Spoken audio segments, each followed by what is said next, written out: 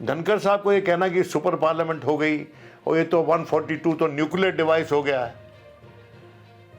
धनखड़ साहब तोप चला रहे हैं मच्छर मारने के लिए। किरण रिजिजू से बुलवा रहे हैं, वो पार्लियामेंट्री अफेयर्स मिनिस्टर है। अब लॉ मिनिस्टर से बुलवाओ ना, होम मिनिस्टर से बुलवाओ, प्राइम मिनिस्टर से बुलवाओ। ये दबाव बनाने की कोशिश क्यों है सुप्रीम कोर्ट पर, जुडिशरी पर इतना दबाव क्यों बनाने एक ही किला खड़ा हुआ भाई। आप वक्फ कानून पे भी आप शीशा लेदर कर रहे हैं कोर्ट की। आपने अपने मर्जीवड़े अपने वो लुम्पन एलिमेंट्स उतार दिए सड़कों पे जो कोर्ट को चैलेंज कर रहे हैं। काफी लोग तो ये कह रहे हैं कि धर्म का इस्तेमाल करके सुप्रीम कोर्ट शरिया कोर्ट बन गए, कुछ लोगों ने लिखा। अब ये क्लियर कॉन्टेम्प्ट ऑफ कोर्ट है। भीड़ तंत्र जो है लोकतंत्र पे हावी होने दे रही है ये सरकार। सुप्रीम कोर्ट ने अपनी एक्स्ट्राऑर्डिनरी पावर्स इस्तेमाल करते हुए हमारे इलेक्शन सिस्टम की इज्जत बचाई।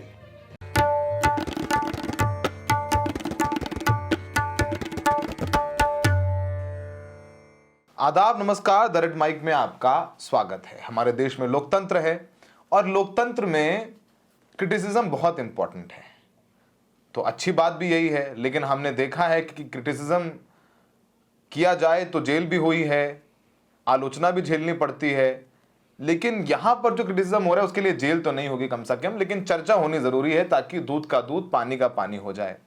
हमारे उपराष्ट्रपति देश के जगदीप धनखड़ साहब राज्यसभा में जो ट्रेनी हैं उनके कार्यक्रम में उन्होंने एक ऐसा बयान दिया जिसको लेकर के कई दिनों से बहुत चर्चा हो रही है। और उनके बयान के बाद बीजेपी के तमाम नेता और सांसद उनके पीछे ताकत लगाकर खड़े हैं।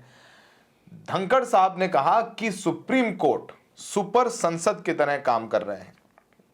उन्होंने सुप्रीम कोर्ट को जो संविधान में पावर दी गई है अनुच्छेद 142 142 में, उन्होंने कहा कि सुप्रीम कोर्ट इसे न्यूक्लियर मिसाइल की तरह इस्तेमाल कर रहे हैं। संदर्भ था तमिलनाडु के राज्यपाल साहब ने 10 बिल अटका रखे थे। आपको पता है कि जब बिल पास करती है असेंबली, फिर वो राज्यपाल के पास जाते हैं दस्तखत के लिए। तो वहां के राज्यपाल रवि साहब है, उन्होंने वो 10 बिल रोक रखे थे।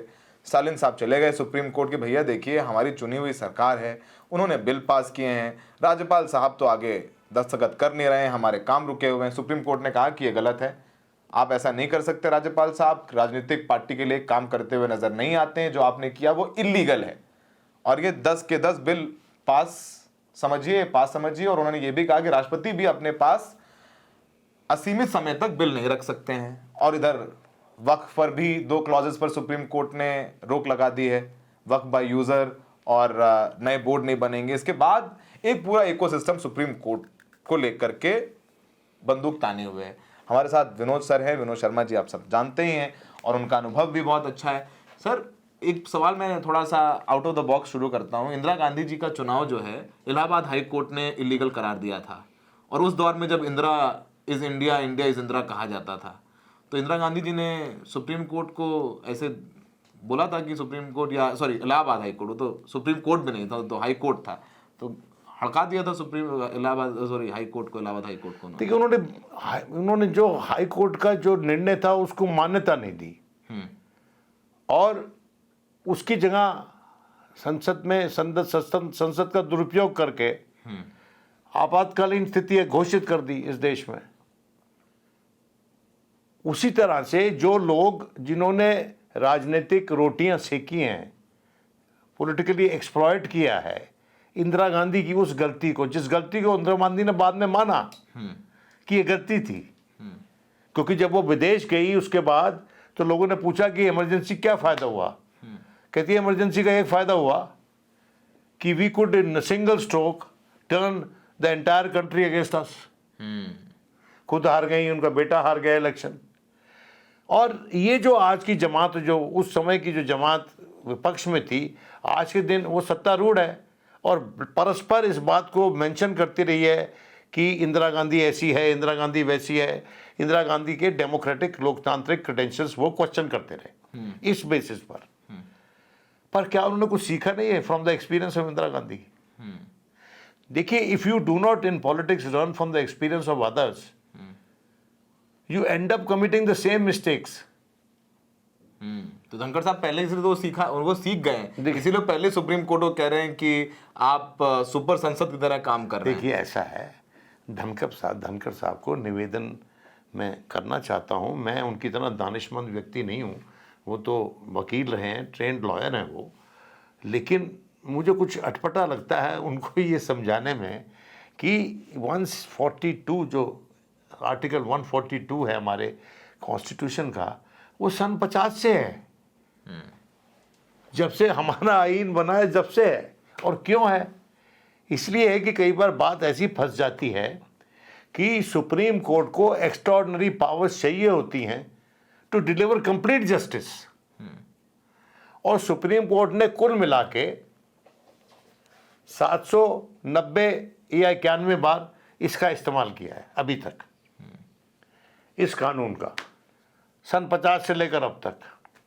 और दूसरा, इस कानून के तहत ही, अगर आपको याद हो, चंडीगढ़ के मेयर का जो इलेक्शन था, जिसमें आपका जो कैंडिडेट था उसको नियुक्त कर दिया मेयर, सुप्रीम कोर्ट ने अपनी जजमेंट से। अनिल मसीह जी, अनिल मसीह का जो गड़बड़ था उसको ठीक करके और आपके कैंडिडेट को लगा दिया उन्होंने, कुलदीप शायद नाम था उसका। तो ये जस्टिस डिलीवर नहीं होना चाहिए क्या?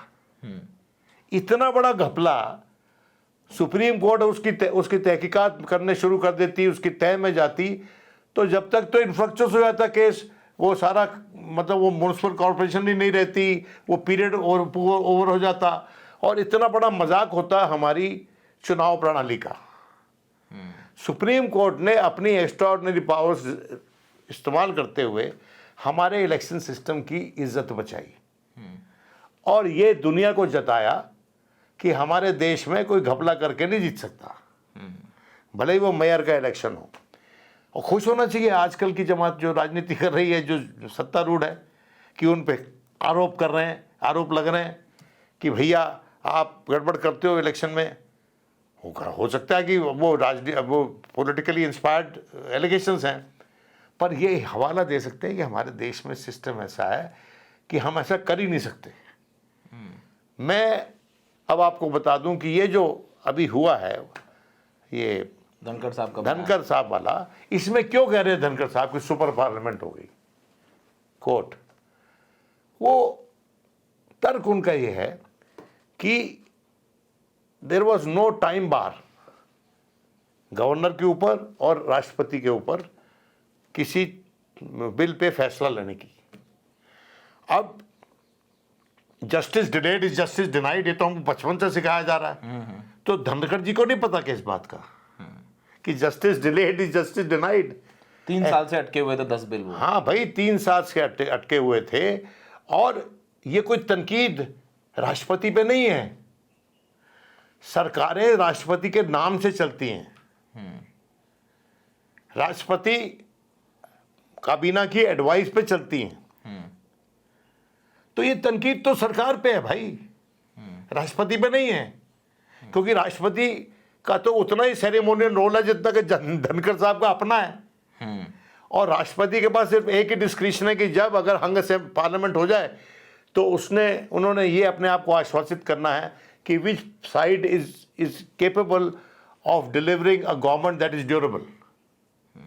ये हद तक उन्होंने डिस्क्रिप्शन अपनी इस्तेमाल करनी है, और कई राष्ट्रपतियों ने की है। अब धनखड़ साहब को ये कहना कि सुपर पार्लियामेंट हो गई और ये तो 142 तो न्यूक्लियर डिवाइस हो गया है, धनखड़ साहब तोप चला रहे हैं मच्छर मारने के लिए। कैसे आप पूछिए क्यों मैं कह रहा हूं तोप चला रहे हैं आप? एक तोप से उन्होंने सुप्रीम कोर्ट को धराशायी करने की कोशिश की है, कॉन्स्टिट्यूशन को की है जिसमें 142 है, कोई बाहर जाके तो नहीं किया उन्होंने। और जो राष्ट्रपति का ओहदा है उसको ड्रैग किया उसमें। The office of the majesty of the office of the President of India has been dragged into this constituency, in this controversy, unfortunately, by a very learned Vice President that we have, a legally learned Vice President that we have in Mr. Dhankhar. किसने इनको कहा था ये बात करने के लिए? क्या दबाव था उन पे? था कोई दबाव क्या? देखिए ये आसानी से एक्सप्लेनेशन नहीं होगी इसकी, और कोई ऐसा दानिशमंद व्यक्ति नहीं मैंने सुना जब से उन्होंने वो बयान दिया है जो उनके समर्थन में उतरा हो। किरण रिजिजू के बाद वो बोलते हैं, बीजेपी वाले कह रहे हैं, निशिकांत दुबे का बयान है कि अगर कानून सुप्रीम कोर्ट बनाएंगे तो संसद भवन को बंद कर देना चाहिए। निशिकांत दुबे सांसद हैं। निशिकांत दुबे कोई कानून दान नहीं है, कोई कॉन्स्टिट्यूशनल अथॉरिटी नहीं है, मेंबर ऑफ पार्लियामेंट है, तो he is a law maker. But if he assumes that he is an authority, a constitutional authority to comment on the judgment of the Supreme Court, I'm sorry, I want to hear how ईश्वर अगर हमारे दोस्त को जिंदा रखा होता तो बताता हमको, अरुण जेटली क्या इस पे रविशंकर प्रसाद बोले हैं? प्रेस कॉन्फ्रेंस किए उन्होंने? नहीं। क्यों नहीं की? देखिए आप किरण रिजिजू से बुलवा रहे हैं, वो पार्लियामेंट्री अफेयर्स मिनिस्टर है, अब लॉ मिनिस्टर से बुलवाओ ना, होम मिनिस्टर से बुलवाओ, प्राइम मिनिस्टर से बुलवाओ। आप वक्फ कानून पे भी आप शीशा लेदर कर रहे हैं कोर्ट की, आपने अपने मर्जीवड़े अपने वो लुम्पन एलिमेंट्स उतार दिए सड़कों पे, जो कोर्ट को चैलेंज कर रहे हैं, जो कोर्ट की जजमेंट में मीनिंग रीड कर रहे हैं। काफी लोग तो ये कह रहे हैं कि धर्म का इस्तेमाल करके सुप्रीम कोर्ट शरिया कोर्ट बन गए, कुछ लोगों ने लिखा। अब ये क्लियर कॉन्टेम्प्ट ऑफ कोर्ट है। भीड़ तंत्र जो है लोकतंत्र पे हावी होने दे रही है ये सरकार, इनके नाक में नकेल डाले, इनको पीछे खींचे। नहीं सर, ये बताइए आपको क्या लगता है कि उपराष्ट्रपति साहब धनखड़ साहब ने अपने मन से, भाई ये बयान जब आया वो भी ऐसा नहीं कोई बहुत बड़ा कार्यक्रम मंच था, राज्यसभा के ट्रेनीज का सेरेमनी था, वहां पर धनखड़ साहब ने बयान दिया, जाहिर सी बात है वहां मीडिया वालों को बुलाया गया होगा, धनखड़ साहब ने इशारा किया होगा कि मैं ये बोलूँगा, वो चाहते थे कि बात मीडिया में आए, चर्चा हो, सुप्रीम कोर्ट पर दबाव बनाया जाए। तो आपको लगता है धनखड़ साहब ने अपने आप किया या फिर उनको कोई इशारा हुआ पीछे से? देखिए मैं धनखड़ साहब की तरह I will not take liberty with facts and institutions. मैं अगर उसी अंदाज में बोलूँगा तो शायद मैं वही गलती कर दूंगा जो इतनी नॉलेज होने के बावजूद हमारे ऑनरेबल वाइस प्रेसिडेंट ने की है। करी गई है गलती, उन्होंने करी है गलती, उनसे करवाई गई है। अच्छा अब ये तो बात वही बता सकते हैं, लेकिन मैं ये समझता हूं कि अगर ऐसी बातों में उनको क्या गरज है, यही गरज है ना कि भाई कल को हो सकता है मेरे को ऊंचा ओहदा मिल जाए। पर एक कहावत है, मैं कल से उसको रिपीट कर रहा हूं, और ये लीगल विजडम है, that however high may you be the law is always above you. कानून सबसे ऊपर है। आप जितनी भी ऊंचाइयां छू लें, कानून आपसे ऊपर रहेगा हमेशा। और भले ही वो उपराष्ट्रपति हो, और भले ही वो राष्ट्रपति हो, और भले ही वो प्रधानमंत्री हो, और भले ही वो किरण रिजिजू हो, और भले ही वो निशिकांत दुबे हो, in that order, in that order, Mr. Nishikant Dubey should remember, he is clearly jumping the queue by commenting on this. ये हमारी लीगल व्यवस्था का तिरस्कार है, परिहास है जो वो कह रहे हैं, बिना किसी लीगल सॉलिड ग्राउंड के कि बंद कर दो पार्लियामेंट। देखिए ऐसे कानून व्यवस्था नहीं चलती, इस तरह से अपनी कोर्ट्स की बेइज्जती करके नहीं चलती। हाँ शायद यूएनएन CNN IBN देखते हो, CNN देखते हो सुबह सुबह उठ के या शाम रात देर तक, तो जिस तरह से वहाँ पर प्रेसिडेंट ट्रंप दुत्कार रहे हैं अपनी जुडिशरी को, क्या हमको भी बीमारी लग रही है क्या? वो फर्क है। लेकिन वहाँ पर जो जुडिशरी है that is dominated by conservative जजेस। यहाँ खुशकिस्मती से ऐसा कोई कॉन्ट्रडिक्शन नहीं है हमारी लीगल सिस्टम में। यहाँ पर कोई नियुक्त नहीं होते, इमरजेंसी वो they get promoted through collegium system. आप इस पे बात कर रहे हैं तो मैं एक बात और कहता चलूँ कि धनखड़ साहब ने एक अच्छी पेशरफ्त, एक अच्छा इनिशिएटिव लिया था जब हाई कोर्ट के उस जज का कंट्रोवर्सी हुआ था जिसके घर में नोटों की गड्डियाँ मिली एलिजेडली। और इन्होंने एक इनिशिएटिव लिया था कि नेशनल जुडिशियल अकाउंटेबिलिटी कमीशन जो है NJC, उसको रीइंस्टेट करो, और बहुत से लोग साथ हुए थे इनके तत्वावधान में, राष्ट्रपति के। ये जो इन्होंने बयान दिया है, इसके बाद उस नैरेटिव को भूल जाए। There is a breach of trust, there is a lack of trust now, huge lack of trust between him and the opposition. वो अब इनकी बात नहीं मानेंगे, अब उनके साथ उस मुद्दे पर नहीं लगेंगे।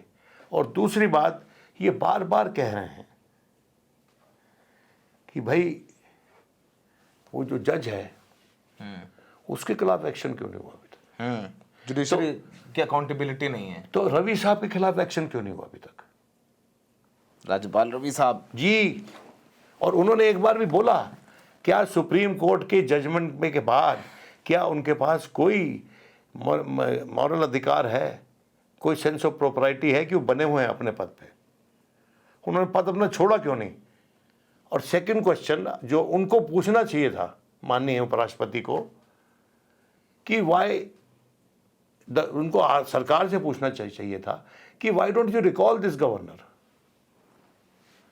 It's very easy to recall a governor, कोई उसको इम्पीच थोड़ी करना पड़ता है रिकॉल के लिए। आपका नॉमिनेटेड बंदा है, उसको बुला लो वापस। क्या है कि उसको वहां बना के रखा हुआ है? कोई कुछ डिलीवर करेगा इलेक्शन में क्या? वो will he deliver something on during the election, जैसा कि और जगह भी हो रहा है? आप मुझे बताइए सौरभ जी कि ये गवर्नर लोग जो होते हैं, और हर जगह एक गवर्नर नियुक्त है, लेकिन जो गवर्नर साहिबान विपक्ष के द्वारा रूल्ड स्टेट्स में हैं, वो स्टीरॉइड्स पे हैं क्या? बड़े इतने एक्टिव है भाई वो। और उत्तर प्रदेश की माननीय गवर्नर, मैंने आज एक ट्वीट किया तो ग्रॉक से जवाब आया कि जितने भी वहाँ हादसे हुए हैं किसी में वो बाहर नहीं निकली। हाँ, काफी रेप्स हो रहे हैं वहाँ यूपी में। अरे संभल में नहीं निकली बाहर भाई, संभल में नहीं निकली, आगरा में। मुझे बताइए ना, प्रति तो जो अब ये कॉन्ट्रास्ट जो है, is it not too glaring to be missed? Sir, ये दबाव बनाने की कोशिश क्यों है सुप्रीम कोर्ट पर, जुडिशरी पर इतना दबाव क्यों बनाने एक ही किला खड़ा हुआ भाई। आप जो मर्जी कहते रहे, लोअर टीयर्स पे may be one is disappointed, इससे ज़्यादा कह नहीं सकता न्यायपालिका के लिए। लेकिन जब सुप्रीम कोर्ट की बात आती है तो अगेन मैंने ट्वीट किया था कि there are days when I get up in the morning deeply admiring my Supreme Court, and the day I go to bed in the night totally disappointed and wondering whether it can save my country of the storm that is brewing and threatening to blow away every single value that we have nurtured since we became independent. Judiciary की तो आलोचना तब भी हुई जब रंजन गोगोई साहब राज्यसभा चले गए, राम मंदिर का जजमेंट दिया उन्होंने, बहुत आलोचना हुई। देखिए ऐसा है, अब भी होती है। ऐसा है कि सिल्वर लाइनिंग भी रही है क्लाउड्स में। Dark, the clouds were dark but not without silver linings.